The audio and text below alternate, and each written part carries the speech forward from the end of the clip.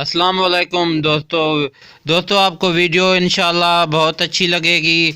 आपने इस वीडियो को एंड तक लाजमी देखना, एंड तक लाजमी ख़त्म। एक दफ़ा का जिक्र है कि लोमड़ी खाने की तलाश में जा रही थी। अचानक उसका गुज़र एक ऐसी जगह से हुआ जहां उसको अंगूर के गुच्छे दिखाई दिए।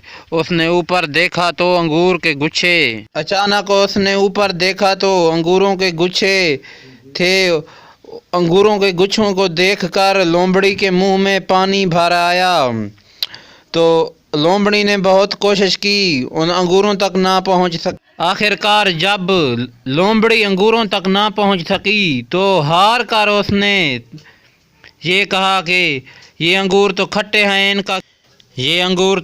हैं, इनका क्या करूंगी। लोमड़ी ने आखिरकार ये कह दिया, सच बात तो ये है, जो मूर्ख काम नहीं कर पाते वो कोई ना कोई बहाना ढूंढ लेते हैं।